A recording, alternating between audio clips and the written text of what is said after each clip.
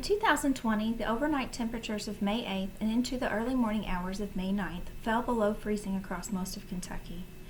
Except for some of the far western portions, for much of the state, this was an unprecedented freeze that occurred very late in the season. During this time, some of Kentucky's wheat crop was in grain fill growth stages and ranged from very early grain fill, such as the heads on the left, which is probably about a week after pollination, to kernels such as the head on the right that are about 2 to 3 weeks after pollination. Both are in the watery ripe, or Feeks 10.54 growth stage. The general rule of thumb is that during grain fill, damage can occur when temperatures are 30 degrees Fahrenheit or less for 2 or more hours for watery ripe kernels. Once kernels are milky ripe and beyond, damage is typically thought to occur when temperatures are 28 degrees Fahrenheit or less for 2 or more hours.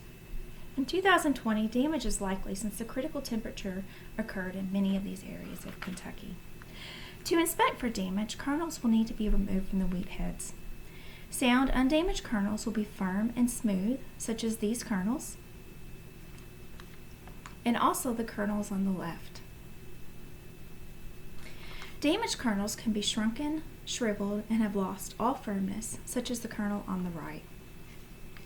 In this image, it is not the color difference that indicates damage, but rather the shrunken, shriveled kernel that is watery and soft to touch rather than firm.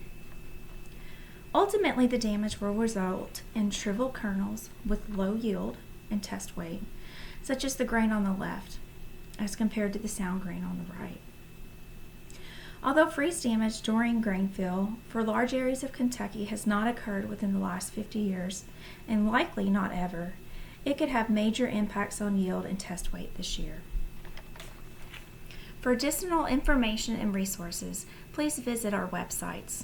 For up-to-the-minute updates, please follow me on Twitter. This is Carrie Knott at the University of Kentucky. Thank you.